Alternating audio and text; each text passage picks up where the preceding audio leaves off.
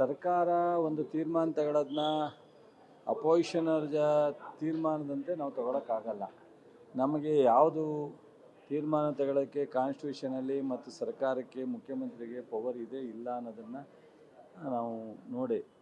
ಕಾಂಗ್ರೆಸ್ ಸರ್ಕಾರ ಸ್ವತಂತ್ರ ಬಂತವಿಂದ ಸುದೀರ್ಘವಾಗಿ ಆಡಳಿತ ಮಾಡ್ಕೊಂಬಂದಿರೋ ಪಕ್ಷ.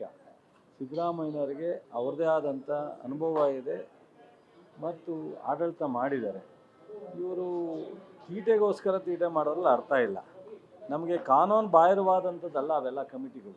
ಕಾನೂನು ವ್ಯಾಪ್ತಿನಲ್ಲೇ ತಂದು ಮಾಡಿರ್ತಕ್ಕಂಥದ್ದು. ಇವ್ರಿಗೆ ಏನಾಗಿದೆ, ಇವರಿದ್ದಾಗ ಗ್ಯಾರಂಟಿನೂ ಕೊಡೋಕ್ಕಾಗಲಿಲ್ಲ. ಗ್ಯಾರಂಟಿನ ಸರಿಯಾದ ರೀತಿ ಜನರಿಗೆ ತಲುಪ್ತಾ ಇದೆಯಾ ಇಲ್ವಾ ಅನ್ನೋದಕ್ಕೆ ಚೆಕ್ ಮಾಡೋದಕ್ಕೆ ಒಂದು ಕಮಿಟಿ ಮಾಡೋಕ್ಕೆ ಅವಕಾಶ ಇದೆ. ಕಮಿಟಿ ಮಾಡಿದ್ದೀವಿ. ಶಾಸಕರೇನಿಲ್ಲ, ಶಾಸಕರು ರಿವ್ಯೂ ಮಾಡೋಕ್ಕೆ KDP ಮೀಟಿಂಗ್ ಮಾಡ್ಬೋದು. ಜಿಲ್ಲಾ ಮಟ್ಟದ KDP ಮೀಟಿಂಗ್ನಲ್ಲಿ ಅಟೆಂಡ್ ಮಾಡ್ಬೋದು. ತಾಲೂಕಿನಲ್ಲಿ ಎಲ್ಲ ಗ್ಯಾರಂಟಿಗಳು ಹೋಗ್ತಾ ಇದೆಯಾ ಇಲ್ವಾ ಅಂತ ತಹಸೀಲ್ದಾರರು ಅವ್ರ ಅಡಿನಲ್ಲೇ ಇರ್ತಾರೆ. ಅವ್ರ ವ್ಯಾಪ್ತಿನಲ್ಲೇ ಕೆಲಸ ಮಾಡ್ತಾರೆ. ಇವು ಅವ್ರ ವ್ಯಾಪ್ತಿಲಿ ಮಾಡ್ತಾರೆ. ಮಹಿಳಾ ಕಲ್ಯಾಣ ಅಧಿಕಾರಿ CDPO ಅವ್ರ ಜೊತೆಲಿ ಇರ್ತಾರೆ. ಸೊ ಇದು ಯಾರ ಪವರ್ನು ಕಿತ್ಕೊಳ್ಳೋ ಪ್ರಶ್ನೆ ಇಲ್ಲ. ಮಾಡೋಕ್ಕಾಗದೇ ಇದ್ದವ್ರ ಕೈಲಿ ಈ ಥರ ಮಾತಾಡ್ಲಿಕ್ಕೆ ನೋಡಿ. ಶಾಸಕರ ಕಮಿಟಿನಲ್ಲಿ ಆಲ್ರೆಡಿ ಶಾಸಕರು ತಾಲೂಕಿನಲ್ಲಿ ಸುಪ್ರೀಂ, ಮತ್ತೊಂದು ಕಮಿಟಿ ಏನು ಮಾಡ್ತೀರಾ? ಸರಿ, ಅವ್ರದ್ದು ಒಂದು ಸಪ್ರೇಟ್ ಕಮಿಟಿ ಇದೆ ಅಷ್ಟೇ ಬಿಟ್ಟರೆ ಶಾಸಕರು ಎಲ್ಲದಕ್ಕಿಂತ ಎತ್ತರದಲ್ಲಿರ್ತಾರೆ. ಅವ್ರಿಗೆ ಯಾಕೆ ಅಳಕೆ ಏನು ನೋಡ್ರಿ, ನಮ್ಮ ಪಕ್ಷದವರು ಶಾಸಕರಿದ್ದಾರೆ. ನಾನು ಒಬ್ಬ ಶಾಸಕನಾಗೆ ಮಂತ್ರಿ ಆಗಿರೋದು. ಎಲ್ಲೂ ನಮ್ಮ ಪವರ್ ಕುಂಠಿತ ಆಗಲ್ಲ. ಅದು ಯಾಕೆ ಅಳ್ಕೋ ಗೊತ್ತಿಲ್ಲ ಅವ್ರಿಗೆ. ಸೊ ನೋಡಿ, ಅಪೋಸಿಷನ್ಲಿರೋರು ಸಹ ಇವತ್ತು ರೂಲಿಂಗ್ ಪಾರ್ಟಿ ಶಾಸಕರಿಗಿಂತ ದಕ್ಷತೆಯಿಂದ ಕೆಲಸ ಮಾಡ್ತಕ್ಕಂಥ ಶಾಸಕರು ಎಲ್ಲ ಸರ್ಕಾರದಲ್ಲೂ ಇರ್ತಾರೆ. ಯಾವಾಗ ಅವ್ರಿಗೆ ವಿಚಾರ ಗೊತ್ತಿದೆ, ಕಮಿಟ್ಮೆಂಟ್ ಇದೆ, ಕೆಲಸ ಮಾಡ್ತಾರೆ, ಅಧಿಕಾರಿಗಳ ಹತ್ರ ಅವರು ಸಬ್ಜೆಕ್ಟ್ ಇಟ್ಕೊಂಡು ಚರ್ಚೆ ಮಾಡ್ತಾರೆ, ಅಂಥವ್ರಿಗೆ ಪವರೇ ಬೇಕಿಲ್ಲ, ಸರ್ಕಾರನೇ ಬೇಕಿಲ್ಲ. ಪವರ್ ಇರಲಿ, ಸರ್ಕಾರ ಇರಲಿ, ಇಲ್ಲದೇ ಇರಲಿ ಕೆಲಸ ಮಾಡ್ತಾರೆ. ನಾನು ನೋಡಿದ್ದೀನಿ. ನಾನು 40 ವರ್ಷದಿಂದ ಅನುಭವ ಇದೆ. ಅನೇಕರು ನಮ್ಮ HN ನಂಜೇಗೌಡರು, ರಮೇಶ್ ಕುಮಾರು ಇಂಥವರೆಲ್ಲ ಆಡಳಿತ ಮಾಡಿದಾಗ ನೋಡಿದ್ದೀನಿ. ಅಸೆಂಬ್ಲಿ ಚರ್ಚೆ ಮಾಡೋದು ನೋಡಿದ್ದೀನಿ. ಯಾರು ಇವತ್ತಿಗೂ ಸಹ ಶಾಸಕರ ಅಧಿಕಾರ ಎಲ್ಲೂ ಕುಂಠಿತ ಆಗಿಲ್ಲ. ಶಾಸಕರಿಗೆ ನಿರ್ಲಕ್ಷ್ಯತೆ ಇದ್ದಾಗ ಅಥವಾ ನಮಗೆ ಅದನ್ನು ನಿಭಾಯಿಸೋಕ್ಕಾಗದೇ ಇದ್ದಾಗ ಈ ಥರದ್ದೆಲ್ಲ ಮಾತಾಡಬೇಕಾಗುತ್ತೆ. ಅವಶ್ಯಕತೆ ಇಲ್ಲ. ಅಪೋಸಿಷನರ್ಗೆ ಒಂದು ಒಳ್ಳೆ ಮಾತು ಹೇಳೋದಾದರೆ, ಅಶೋಕರು ಯಾರಿಗೂ ರೂಲಿಂಗ್ ಪಾರ್ಟಿ ಶಾಸಕರು ಒಂದೇ, ಅಪೋಸಿಷನ್ ಶಾಸಕರು ಒಂದೇ. ಮೊನ್ನೆ ಮುಖ್ಯಮಂತ್ರಿಗಳು ಎಷ್ಟು ದೊಡ್ಡವರು ಅಂತ ಅನ್ನೋದಕ್ಕೆ ನಮ್ಮವರೆಲ್ಲ ಏನೇ ರಿಕ್ವೆಸ್ಟ್ ಮಾಡೋದು ನಮಗೊಂದು 2 ಕೋಟಿ ಜಾಸ್ತಿ ಕೊಡಿ ಅಂತ ಪ್ರತಿ ಶಾಸಕರಿಗೂ 10 ಕೋಟಿ ಕೊಟ್ಟಿದ್ದಾರೆ. ಹಿಂದೆ ಕೊಟ್ಟಿದ್ರೆ ಹಿಂದೆ ಬೆಂಗಳೂರಿನಲ್ಲೇ BJP ಶಾಸಕರಿಗೆ ಬೇರೆ, ನಮ್ಮ ಶಾಸಕರಿಗೆ ಪೂರ್ತಿ ಅನುದಾನವನ್ನು ಕಟ್ ಮಾಡಿದ್ರು. ನಮ್ಮ ಮುಖ್ಯಮಂತ್ರಿಗಳು ಪ್ರತಿ ಶಾಸಕರಿಗೆ 10 ಕೋಟಿ ಕೊಟ್ಟಿದ್ದಾರಲ್ಲ, ಅದಕ್ಕೆ ಧನ್ಯವಾದ ಹೇಳೋಕ್ಕೆ ಹೇಳ್ರಿ ಅಶೋಕ್ಗೆ. ಏನರಪ್ಪ ಅವರು, ಏನು ನನ್ನ ಸ್ನೇಹಿಗೆ ನಾನು ಹೇಳ್ದೆ, ಏನು BJPಯವ್ರಿಗೆ ಸಮಾಧಾನ ಮಾಡೋಕ್ಕ ಅಥವಾ ಅವ್ರ ವ್ಯಕ್ತಿತ್ವ ಬೆಳೆ. ನನಗೆ ಖುಷಿ ಏನಪ್ಪ ಅಂದರೆ, ಅಪೋಸಿಷನ್ ಲೀಡ್ರಾಗಿ 224 ಜನ ಶಾಸಕರಿಗೂ ಅಪೋಸಿಷನ್ ಲೀಡರ್ ಆಗಿರ್ಬೇಕು ಅಂತ ಬಯಸ್ತೀನಿ. ನಮ್ಮ ಮುಖ್ಯಮಂತ್ರಿ ಹೇಗೆ ಅಂದರೆ 224 ಜನ ಶಾಸಕರಿಗೂ 70 ಜನ MLCಗೂ ಸೊ ಒಬ್ಬ ನಾಯಕರಾಗಿ ಕೆಲಸ ಮಾಡ್ತಾರೆ. ಇವರು ಬರೀ BJP ಶಾಸಕರಿಗೆ, JDS ಶಾಸಕರಿಗೆ ಮಾತ್ರ ನಾಯಕನಾಗ್ತೀನಿ ಅಂದರೆ ನಾನು ಶಾಸಕರಿಗೆ ಕೊರತೆ, ನಾನು ಶಾಸಕ ಅಲ್ಲೇನ್ರಿ, ಅವ್ರಿಗೆ ಕೊರತೆ ಆದರೆ ನನಗೂ ಕೊರತೆ ಆಗುತ್ತಲ್ವ. ನಮ್ಮಲ್ಲೂ ಈಗ ನಾನು ಮಂತ್ರಿ ಇದ್ದೀನಿ ಅಂತ ಎಕ್ಸ್ಟ್ರಾ ಅಲ್ಲ, ಶಾಸಕರಿಗೆ ಶಾಸಕನೇ, ಆಮೇಲೆ ನಾನು ಮಂತ್ರಿ. ಸೊ ಯಾರಿಗೂ ಯಾವುದೂ ಕೊರತೆ ಇಲ್ಲ. ಪಾಪ ಅವ್ರಿಗೆ ಏನಾಗುತ್ತೆ, ಏನೋ ಹೈಕಮಾಂಡಿಂದ ಬಂದಿರಬೇಕು. ಭಾಳ ಚೆನ್ನಾಗಿ ನಡೀತಾ ಇದೆ ಅಸೆಂಬ್ಲಿ, ನೀವೇನಾದ್ರು ಅಸೆಂಬ್ಲಿನ ಡಿಸ್ಟರ್ಬ್ ಮಾಡೋಕ್ಕೆ ಏನಾದ್ರು ಹುಡುಕ್ಬೇಕಲ್ಲ ಅಂತ. ಅದು ಏನಾಗಿದೆ ಪಾಪ, ಅವ್ರದ್ದು ಏನು ತಪ್ಪಲ್ಲ. ಈಗ ಏನೂ ಇಲ್ಲ, 4 ದಿವಸದಿಂದ ಭಾಳ ಚೆನ್ನಾಗಿ ನಡೀತಾ ಇದೆ ಸಭೆ. ಈಗೇನೋ ಡಿಸ್ಟರ್ಬ್ ಆಗಬೇಕು ಅಂದ್ರೆ ಯಾವ್ದಾರು ಕಾಂಟ್ರವರ್ಸಿ ಸಬ್ಜೆಕ್ಟ್ ತಗೋಬೇಕು, ಇಲ್ಲದೆ ಆಗಲ್ಲ. ಅಷ್ಟೇ, ಅವ್ರದ್ದೇನು ಪಾಪ.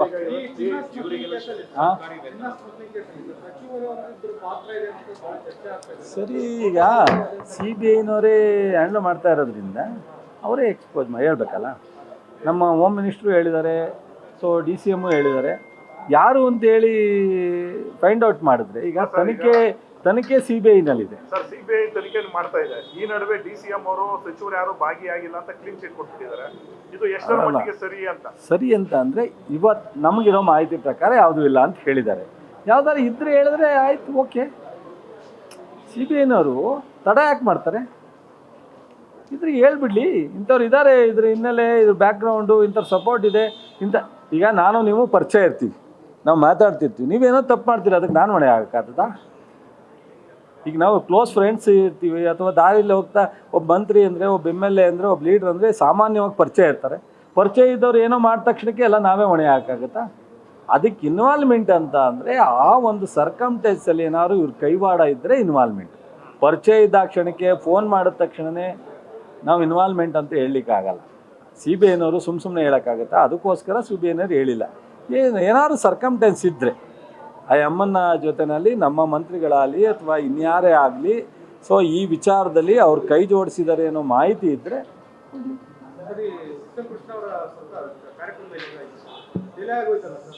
ಮಾತಾಡ್ತೀನಿ.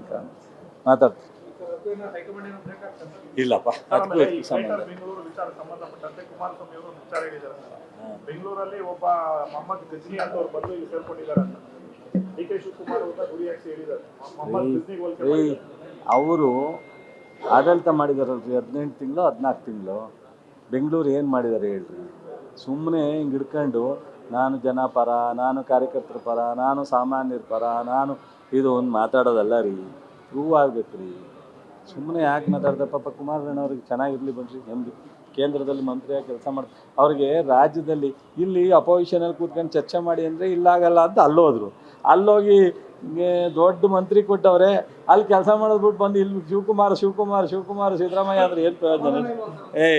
ಸಮಾಧಾನ ಇದ್ದಿದ್ರಿ ಇಲ್ಲಿ ಮಾತು ರೀ. ಕೈ ತುಂಬ ಬಾಯಿ ತುಂಬ ಕೆಲಸ ಇದೆ ಅವ್ರಿಗೇನು ರೀ, ಇಡೀ ರಾಷ್ಟ್ರ ಸುತ್ತಬೋದು. ಯಾರು ಅವ್ರಿಗೇನಾದರೆ ಮಾತೆತ್ತಿದ್ರೆ ಇವರಿಬ್ಬರು ವಿಚಾರ ಬಿಟ್ಬಿಟ್ಟು ಅದಾದ್ಮೇಲೆ ನಮ್ಗೆ ತಗೋತಾರೆ. ಕೃಷ್ಣ ಬೈರೇಗೌಡನೋ, ಚಲುವರಾಯಸ್ವಾಮಿನೋ, ಪ್ರಿಯಾಂಕನೋ, ಹಿಂಗೆ ಸಿದ್ದರಾಮಯ್ಯನವರು DK ಶಿವಕುಮಾರ್, ಇದೇ ಕೆಲಸ ಇಲ್ವಾ? ಕೆಲಸಿದ್ರೆ ಒಂದು 25,000 ದುಡ್ಡು ಕೊಡ್ಸಿಕ್ಕಲ್ರಿ, 25,000 ಕೋಟಿ ದುಡ್ಡು ಕೊಡ್ಸಿಕ್ಕಿದ್ರು ಬೆಂಗಳೂರು ಅಭಿವೃದ್ಧಿ ಅಂತಾರಾಷ್ಟ್ರೀಯ ಈಗ ನೋಡ್ರಿ, ಮೇಕೆದಾಟು ವಿಚಾರ ಮಾತಾಡೋರು ಬಂದು ನೋಡಿದ್ದೀರ. ಒಬ್ಬರು ಮುಖ್ಯಮಂತ್ರಿ ಆಗಿದ್ದವ್ರಿಗೆ ಘನತೆ ಗೌರವ ತಕ್ಕಂತೆಲ್ಲೇ ಮಾತಾಡ್ಬೇಕಲ್ಲ. ಏನೇನೋ ಮಾತಾಡಿದ್ರಾಗುತ್ತೇನ್ರಿ? ಈಗ ಹಿಂದೆ ಮಾದಾಯಿ ವಿಚಾರದಲ್ಲಿ ಗೋವಾ BJP ಸರ್ಕಾರ, ಕರ್ನಾಟಕ BJP ಸರ್ಕಾರ, ದೆಹಲಿ BJP ಸರ್ಕಾರ, ಏನಾಯ್ತು ರೀ?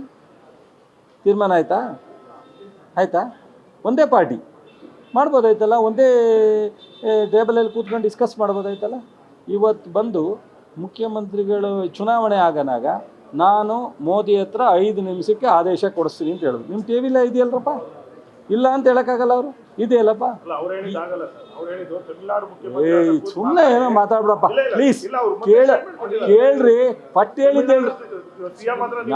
ನಾನು ಹೇಳೋದು ಕೇಳಪ್ಪ ಇಲ್ಲಿ. ನಾನು ಹೇಳೋದು, ನಾನು ಚುನಾವಣೆ ಟೈಮ್ನಲ್ಲಿ ನಾನು 5 ನಿಮಿಷಕ್ಕೆ ಕೊಡ್ತೀನಿ ಅಂತ ಹೇಳಿದ್ದು ವಿಡಿಯೋ ಇದೆ, ನಿಬಂಧನೆ ಇದೆ.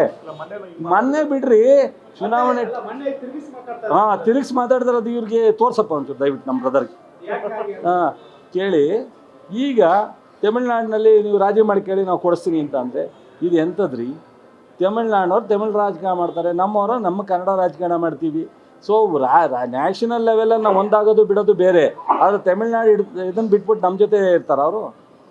ಇವ್ರು ಗೋವಾದವ್ರು ಇವರು ಇರ್ತಿದ್ದಲ್ಲಿದ್ರ, ಇವರು ಒಂದೇ ಪಾರ್ಟಿ ಅಂದ ತಕ್ಷಣ ರಾಷ್ಟ್ರದಲ್ಲಿ ಯಾವುದೇ ರಾಜ್ಯ ಅವ್ರವ್ರ ಹಿತನ ಅವ್ರು ನೋಡ್ತಾರೆ. ಅದಕ್ಕೂ ಸಂಬಂಧ ಇಲ್ಲ. ಇವ್ರು ಮಾತು ಕೊಟ್ಟಿದ್ದೇನು ಚುನಾವಣೆ ಟೈಮ್ನಲ್ಲಿ, ನಾನು 5 ನಿಮಿಷದಲ್ಲಿ, ಅವಾಗ ಕಂಡೀಷನ್ ಹಾಕಿಲ್ಲ ಅವರು.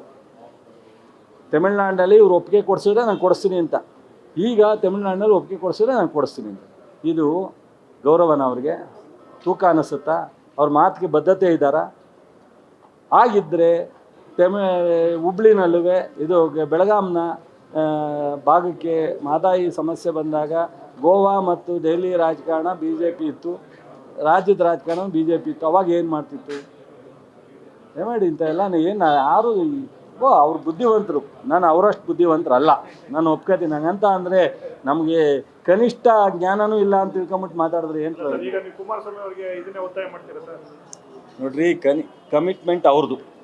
ಅವರು MP ಆಗಬೇಕಾದ್ರೆ ಸ್ಪಷ್ಟವಾಗಿ ಹೇಳಿದ್ದಾರೆ, ನಿಮ್ಮ TV ಇದೆ ಕ್ಲಿಯರಾಗಿ. ನಾನು ನನ್ನ ಗೆಲ್ಲಿಸ್ಕೊಡಿ ಮೇಕೆದಾಟನ್ನು 5 ನಿಮಿಷದಲ್ಲಿ ಅಪ್ರೂವ್ ಮಾಡಿಸ್ಕೊಡ್ತೀನಿ ಅಂತ ಒಪ್ಕೊಂಡಿದ್ದಾರೆ. ಅದನ್ನು ಮಾಡ್ಸೋಕ್ಕಿಲ್ಲ. ಇಲ್ಲದೆ ಇದ್ದರೆ ನಾನು ನನ್ನ ಕೈಲಿ ಆಗ್ತಾ ಇಲ್ಲ ಅನ್ನೋದು ಅಷ್ಟೇ ಬಿಟ್ಟರೆ ಅವ್ರು ಹೇಳಲಿ ಬಿಡಲಿ ಅವ್ರ ಕೈಲಿ ವಿಫಲರಾಗಿದ್ದಾರೆ ಅಷ್ಟೇ. ಯಾಕೆ ಪಾಪ ಅವ್ರಂಗೆ ಎಲ್ಲರನ್ನೂ ರಾಜೀನಾಮೆ ಕೊಡಿ ಅಂತ ನಮ್ಗೆ ಆ ಥರ ಹುಚ್ಚಿಲ್ರಪ್ಪ.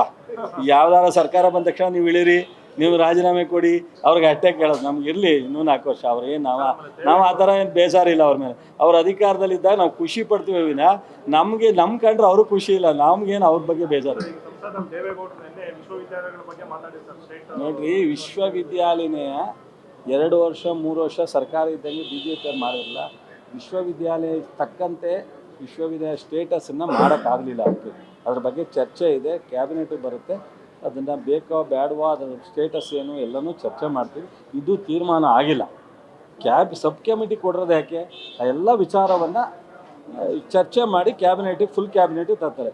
ಫುಲ್ ಕ್ಯಾಬಿನೆಟಲ್ಲಿ CM ಅಧ್ಯಕ್ಷತೆಯಲ್ಲಿ ಚರ್ಚೆ ಮಾಡ್ತೀವಿ. ನಂತರ ಇನ್ನೂ ಏನೂ ಇಲ್ಲದೆ ಈಗಲೇ ಎಲ್ಲ ಆಗೋಯ್ತು ಅಂತ. Thank you. ನೋಡಿ, ನಮ್ಮ ಬ್ರದರ್ ತೋರಿಸಿದಿರೋದೆ ಇಲ್ಲ. ಅಲ್ಲ, ಈಗ ಮೊನ್ನೆ ಹೇಳಿದ್ದಾರೆ, ಮೊನ್ನೆ ಅಂದ್ರೆ ಅವತ್ತು ಹೇಳಿದ್ರು. ಈಗ ಸರ್, ಈಗ CM ಹೋಗ್ತಾರಲ್ಲ ತಮಿಳ್ನಾಡು CM DCM ಇದ್ರು, ಆ ಸಂದರ್ಭದಲ್ಲಿ ಒಳ್ಳೆ ಅವಕಾಶ ಇದೆ, ಮಾತಾಡ್ಬೋದಲ್ಲ? ಒಂದು ಮಾತಿಲ್ಲ, ಏನೇ ಓದ್ರು ಏನೇ ಹೇಳಿದ್ರು ಅವರು ತಮಿಳ್ನಾಡವರು ಅವರ ರಾಜಕೀಯ ಅವರ ಅಸ್ತಿತ್ವ ಬಿಟ್ಟು ಮಾತಾಡ್ಲಿಕ್ಕಾಗಲ್ಲ. ಗೋವಾದವರು ಅವರ ಅಸ್ತಿತ್ವ ಬಿಟ್ಟು ನಮಗೆ ಒಪ್ಕೊಳ್ಳಲ್ಲ. ಅದಾಗದೆ ಕೇಂದ್ರ ಸರ್ಕಾರ ರಾಜ್ಯದಲ್ಲಿ ಎಷ್ಟಿದೆಯಪ್ಪ? ನಮ್ಮವರೇ BJPಗೆ ಮೊದಲು 27 ಇತ್ತು, ಈಗ 17-18 ಗೆದ್ದವ್ರೆ, ಅಲ್ಲಿ ಒಂದೂ ಗೆದ್ದಿಲ್ಲ. ಅಂಥದ್ದನ್ನು ಕೇಂದ್ರ ಸರ್ಕಾರ ಕೋರ್ಟು ರಿಮಾರ್ಕ್ಸ್ ಮಾಡಿದೆ. ಓಪನ್ ಕೋರ್ಟಲ್ಲಿ ಹೇಳಿದ್ದಾರೆ ಇದು ಮಾಡೋದ್ರಿಂದ ತಪ್ಪೇನಿದೆ ಅಂತ. ಇಷ್ಟೆಲ್ಲ ಇದ್ರೂ ಕೇಂದ್ರ ಸರ್ಕಾರ ತೀರ್ಮಾನ ತಗೊಳ್ಳೋಕ್ಕಾಗಲ್ಲ ಅಂದರೆ ಇಷ್ಟು ಜನ MP ಇದ್ರು. ತಮಿಳ್ನಾಡಲ್ಲಿ ಏನು ಇವ್ರದ್ದು ರಾಜಕೀಯ ಶಕ್ತಿ ಇದೆ? ಕರ್ನಾಟಕದಲ್ಲಿ ಇಷ್ಟೆಲ್ಲ ತ್ಯಾಗ ಮಾಡಿದ್ರು ಕರ್ನಾಟಕ ಜನ, ಇವ್ರ ಕೊಡುಗೆ ಏನು BJP ಅವ್ರಿಗೂ? ನೋಡ್ರಿ, ನಾವು ಚಿಕ್ಕವರಿದ್ದೀವಿ, ಇವ್ರು ಭಾಳ ದೊಡ್ಡ ಎತ್ತರಕ್ಕೆ ಬೆಳೆದವ್ರೆ.